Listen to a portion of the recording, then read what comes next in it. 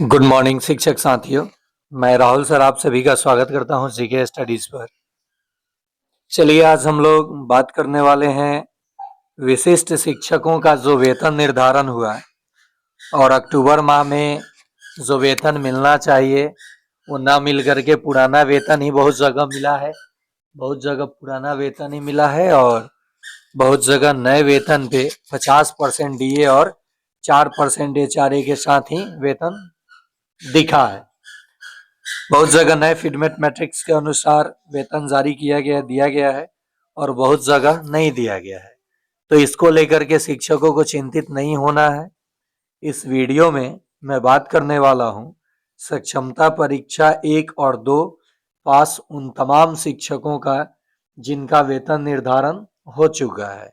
अब रहा बात कि 3 और 4, 3 के लोग जो उत्तीर्ण हुए, काउंसलिंग कराना है, काउंसलिंग के बाद इनका निर्धारण होगा, 4 का रिजल्ट होगा, उसके बाद निर्धारण होगा, फिर 5 का एग्जाम होगा।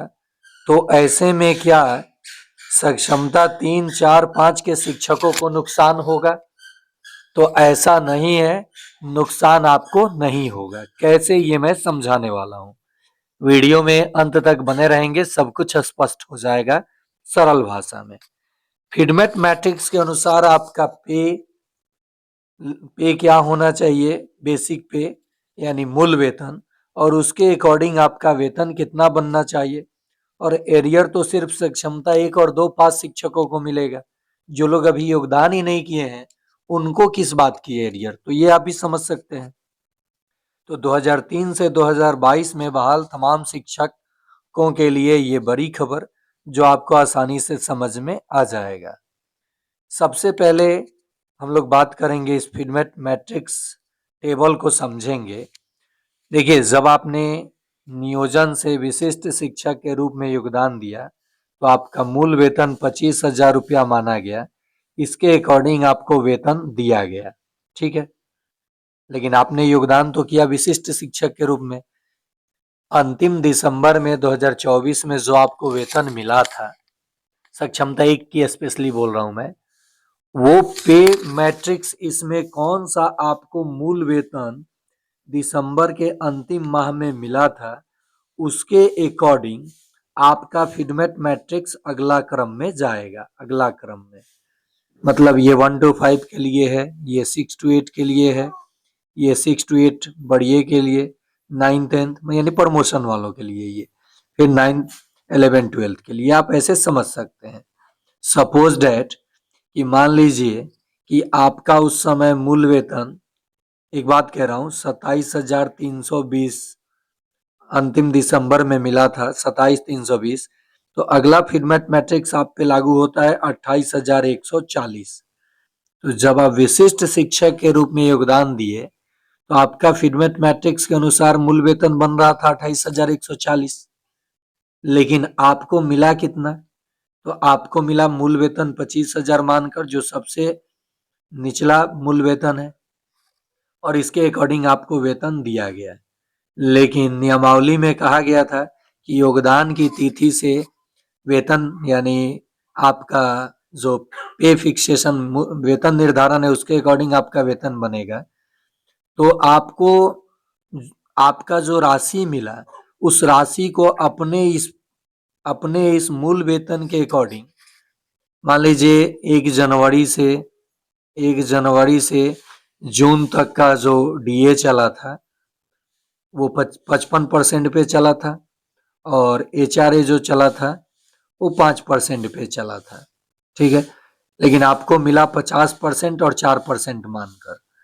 तो इसके अनुसार मिला, इसकी कटौती करते हुए आपका जो वेतन बनेगा 55 और 5 पे, जो राशि बकाया होगी जनवरी टू जून, वो राशि आपको एरियर के रूप में फर्स्ट टर्म में, और जो अभी फिक्सेशन हुआ और अब तो जुलाई से डीए हो गया 58%, एचआरए 5%।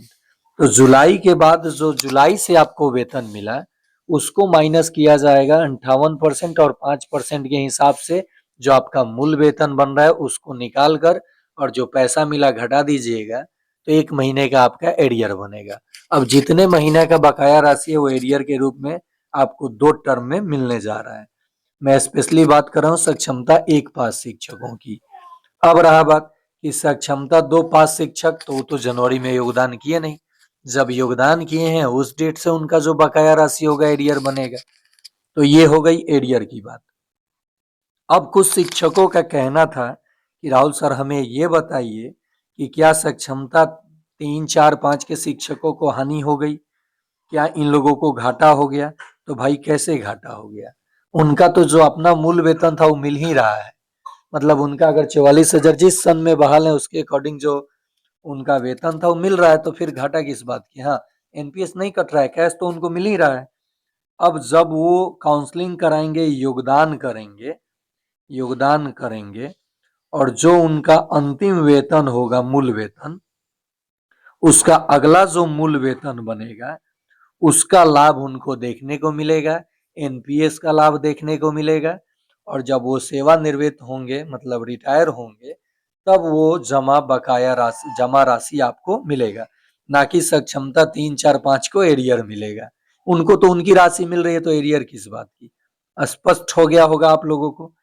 अब आप देख सकते हैं कि आप अगर सक्षमता 1 और 2 में योगदान किए हैं तो आपको कौन सा मूल वेतन दिसंबर में मिला था, उसका अगला मूल वेतन आपको मिलेगा।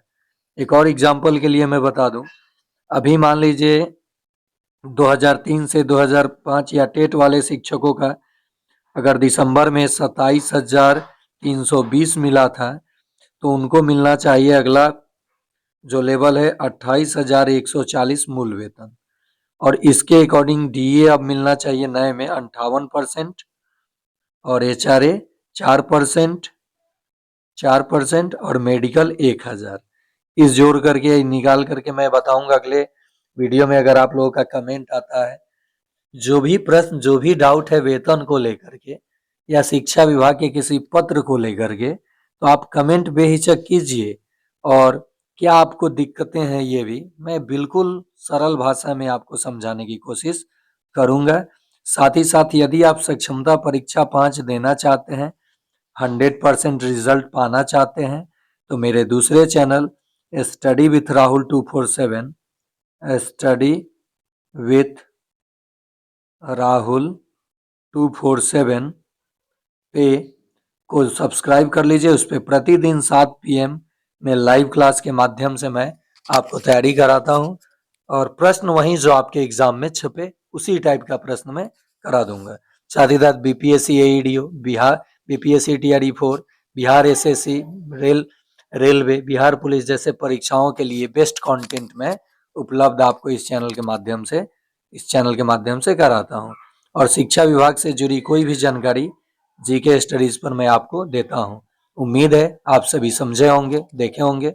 लाइक शेयर सब्सक्राइब अवश्य करेंगे और नए हैं तो निश्चित ही सब्सक्राइब कर लीजिए।